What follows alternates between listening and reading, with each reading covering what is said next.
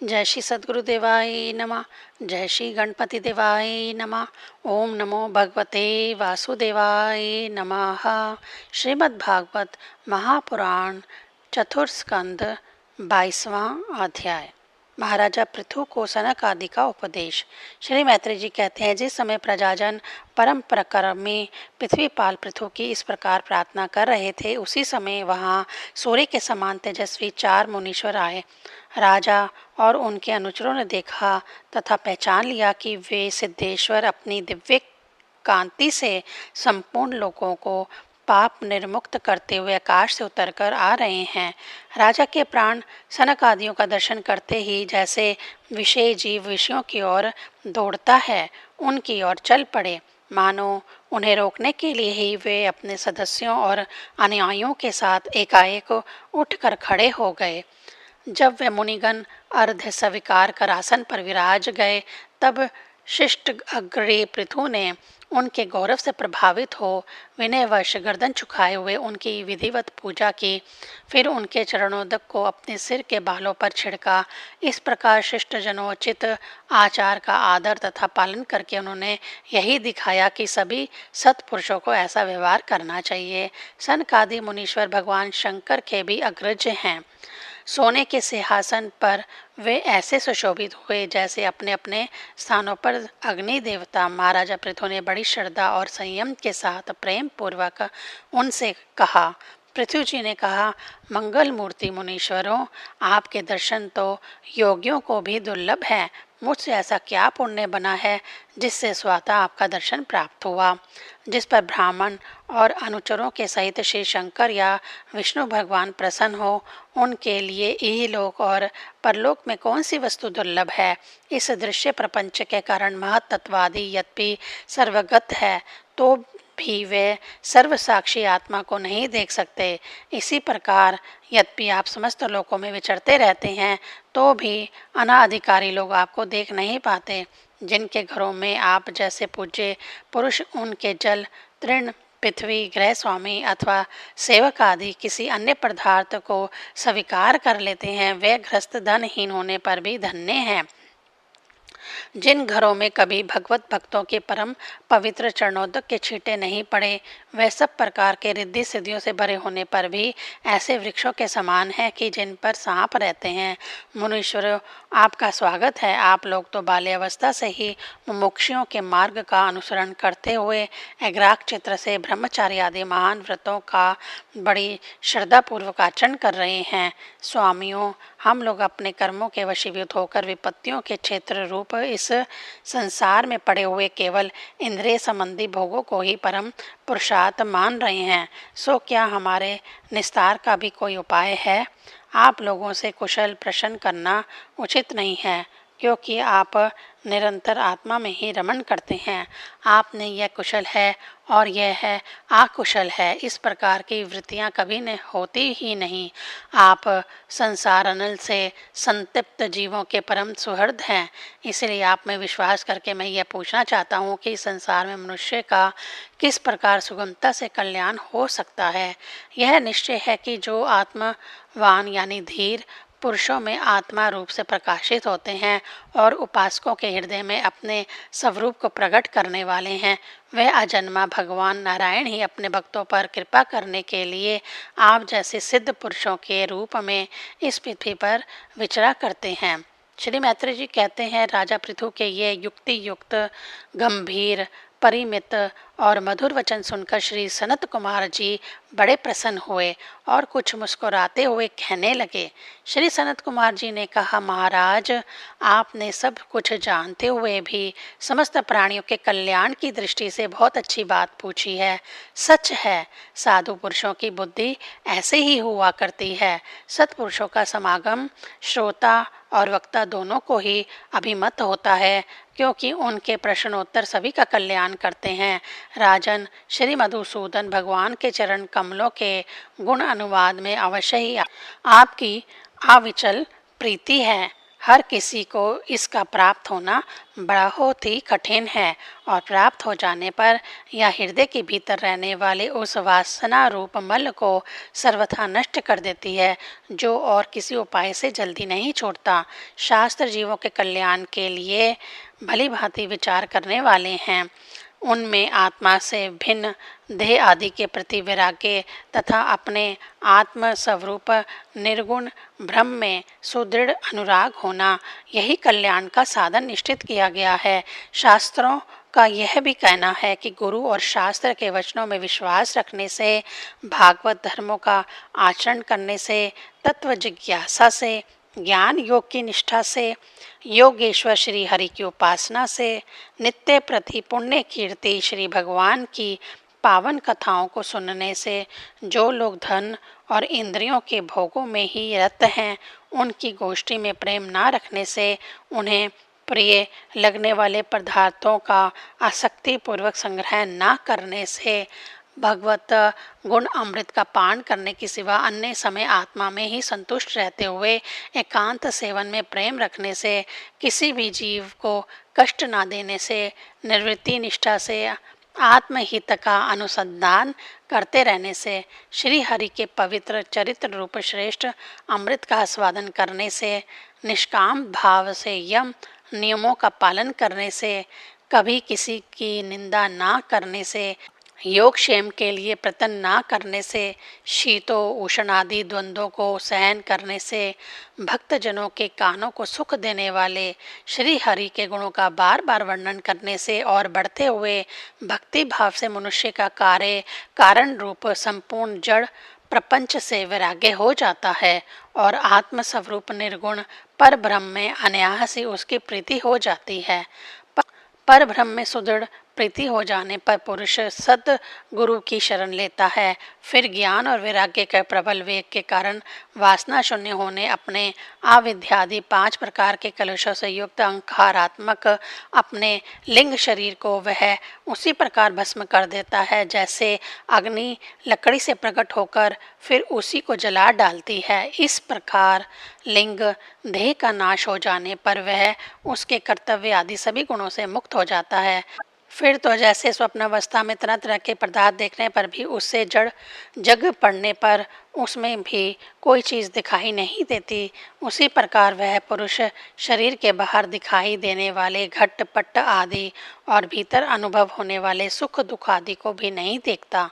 इस स्थिति के प्राप्त होने से पहले ही ये पदार्थ ही जीवात्मा और परमात्मा के बीच में रहकर उनका भेद कर रहे थे। जब तक अंतःकरण रूप उपाधि रहती है तभी तक पुरुष को जीवात्मा, इंद्रियों के विषय और इन दोनों का संबंध कराने वाले अहंकार का अनुभव होता है। इसके बाद नहीं, बाहरी जगत में भी देखा जाता है कि जल दर्पण आदि निमित्तों के रहने पर ही अपने बिंब और प्रतिबिंब का भेद दिखाई देता है, अन्य समय नहीं। जो लोग विषय चिंतन में लगे रहते हैं उनकी इंद्रियां विषयों में फंस जाती हैं तथा मन को भी उन्हीं के ओर खींच ले जाती हैं। फिर तो जैसे जलाशय के तीर पर उगे हुए कुश आदि अपनी जड़ों से उसका जल खींचते रहते हैं, उसी प्रकार वह इंद्रिय आसक्त मन बुद्धि की विचार शक्ति को क्रमशः हर लेता है। विचार शक्ति के नष्ट हो जाने पर पूर्वापर की स्मृति जाती रहती है और स्मृति का नाश हो जाने पर ज्ञान नहीं रहता। इस ज्ञान के नाश को ही पंडित जन अपने आप अपना नाश करना कहते हैं। जिसके उद्देश्य से अन्य सब पदार्थों में प्रियता का बोध होता है, उस आत्मा का अपने द्वारा ही नाश होने से जो स्वार्थ हानि होती है, उससे बढ़कर लोक में जीव की और कोई हानि नहीं है। धन और इंद्रियों के विषय का चिंतन करना मनुष्य के सभी पुरुषार्थों का नाश करने वाला है, क्योंकि इनकी चिंता से वह ज्ञान और विज्ञान से भ्रष्ट होकर वृक्ष आदि स्थावर योनियों में जन्म पाता है। इसीलिए जिसे अज्ञान अंधकार से पार होने की इच्छा हो, उस पुरुष को विषयों में आसक्ति कभी नहीं करनी चाहिए, क्योंकि यह धर्म, अर्थ, काम और मोक्ष की प्राप्ति में बड़ी बाधक है। इन 4 पुरुषार्थों में से सबसे श्रेष्ठ मोक्ष ही माना जाता है, क्योंकि अन्य 3 पुरुषार्थों में सर्वदा काल का भय लगा रहता है। प्राकृतिक में गुण शोभ होने के बाद जितने भी उत्तम और अधम भाव पदार्थ प्रकट हुए हैं उनमें कुशल से रह सकें ऐसा कोई भी नहीं है। काल भगवान उन सभी के कुशलों को कुचलते रहते हैं। अतः राजन, जो श्री भगवान देह, इंद्रिय, प्राण, बुद्धि और अहंकार से आवृत सभी स्थावर जगम प्राणियों के हृदयों में जीव के निमायक अंतर्यामी आत्मा रूप से सर्वत्र साक्षात प्रकाशित हो रहे हैं, उन्हें तुम वह मैं ही हूँ ऐसा जानो। जिस प्रकार माला का ज्ञान हो जाने पर उसमें सर्प बुद्धि नहीं रहती, उसी प्रकार विवेक होने पर जिसका कहीं पता नहीं लगता, ऐसा यह मायामय प्रपंच जिसमें कार्य कारण रूप से प्रतीत हो रहा है और जो स्वयं कर्म फल कुलषित प्राकृतिक से परे हैं, उस नित्य मुक्त निर्मल और ज्ञान स्वरूप परमात्मा को मैं प्राप्त हो रहा हूँ।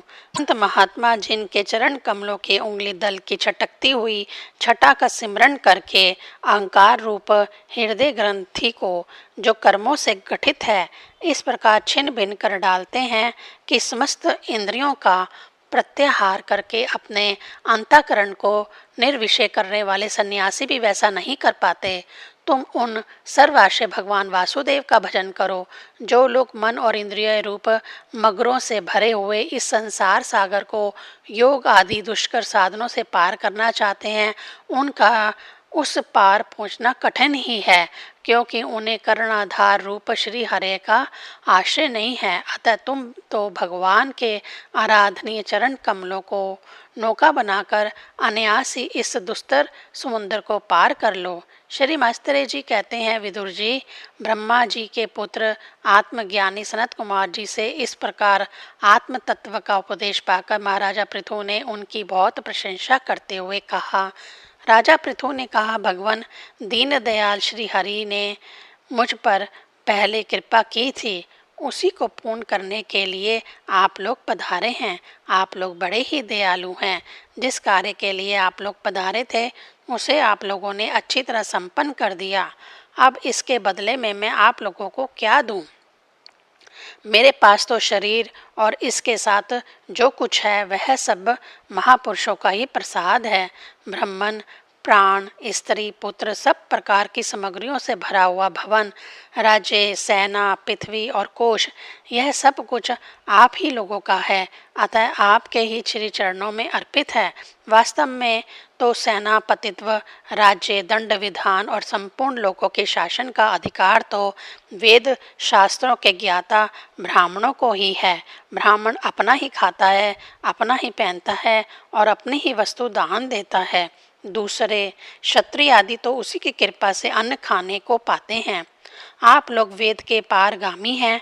आपने अध्यात्म तत्व का विचार करके हमें निश्चित रूप से समझा दिया है कि भगवान के प्रति इस प्रकार की अभेद भक्ति ही उनकी उपलब्धि का प्रधान साधन है। आप लोग परम कृपालु हैं, अतः अपने इस दिनों उद्धार रूप कर्म से ही सर्वदा संतुष्ट रहें।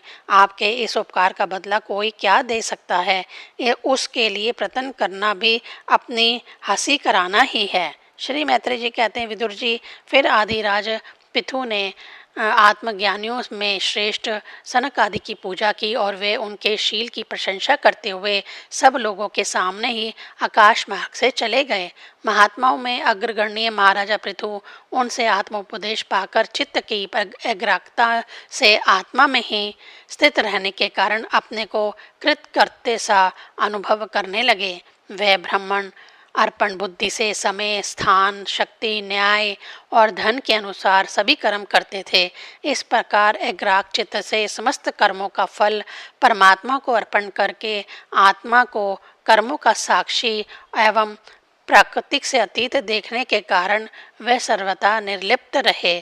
जिस प्रकार सूर्यदेव सर्वथा प्रकाश करने पर भी वस्तुओं के गुण दोष से निर्लेप रहते हैं, उसी प्रकार सार्वभौम साम्राज्य लक्ष्मी से संपन्न और गृहस्थ आश्रम में रहते हुए भी अहंकार शून्य होने के कारण वह इंद्रियों के विषयों में भी आसक्त नहीं हुए। इस प्रकार आत्मनिष्ठा में स्थित होकर सभी कर्तव्य कर्मों का यथोचित रीति से अनुष्ठान करते हुए उन्होंने अपनी भार्या आर्ची के गर्भ से अपने अनुरूप 5 पुत्र उत्पन्न किए। उनके नाम विजतशाश्व, ध्रूमकेश, हर्यक्ष, द्रवण और वृक्र थे। महाराजा पृथु भगवान के अंश थे। वह समय समय पर जब जब आवश्यकता होता था जगत के प्राणियों की रक्षा के लिए अकेले ही समस्त लोकपालों के गुण धारण कर लिया करते थे। अपने उदार मन, प्रिय और हितकर वचन, मनोहर मूर्ति और सौम्य गुणों के द्वारा प्रजा का रंजन करते रहने से दूसरे चंद्रमा के समान उनका राजा यह नाम सार्थक हुआ। सूर्य जिस प्रकार गर्मी में पृथ्वी का जल खींचकर वर्षा काल में उसे पुनः पृथ्वी पर बरसा देता है तथा अपनी किरणों से सबको ताप पहुंचाता है, उसी प्रकार वह कर रूप से प्रजा का धन लेकर उसे दुष्ट काल आदि के समय मुक्त हस्त से प्रजा के हित में लगा देते थे तथा सब पर अपना प्रभाव जमाए रखते थे। वह तेज में अग्नि के समान, ध्रुव ऋषि इंद्र के समान अजय, पृथ्वी के समान क्षमाशील और स्वर्ग के समान मनुष्यों की समस्त कामनाएं पूर्ण करने वाले थे। समय समय पर प्रजाजनों को तृप्त करने के लिए वे मेघ के समान उनके अभीष्ट अर्थों को खुले हाथ से लुटाते रहते थे। वे समुद्र के समान गंभीर और पर्वतराज सुमेरु के समान धैर्यवान भी थे। महाराजा पृथु दुष्टों के दमन करने में यमराज के समान, आश्चर्यपूर्ण वस्तुओं के संग्रह में हिमालय के समान, कोश की समृद्धि करने में कुबेर के समान और धन को छिपाने में वरुण के समान थे। शारीरिक बल, इंद्रियों की पटुता तथा पराक्रम में सर्वत्र गतिशील वायु के समान और तेज की असहायता में भगवान शंकर के समान थे। सौंदर्य में कामदेव के समान, उत्साह में सिंह के समान, वात्सल्य में मनु के समान और मनुष्यों के आधिपत्य में सर्वसमर्थ ब्रह्मा जी के समान थे। ब्रह्म विचार में बृहस्पति, इंद्रजय में साक्षात श्री हरि तथा गो ब्राह्मण, गुरुजन एवं भगवत भक्तों की भक्ति, लज्जा, विनय, शील एवं परोपकार आदि गुणों में अपने ही समान यानी अनुपम थे। लोग त्रिलोकी में सर्वत्र उच्च स्वर से उनकी कीर्ति का गान करते थे। इससे वे स्त्रियों तक के कानों में वैसे ही प्रवेश पाए हुए थे जैसे सत्पुरुषों के हृदय में श्री राम। 22वां अध्याय संपूर्ण। ओम नमो भगवते वासुदेवाय नमः।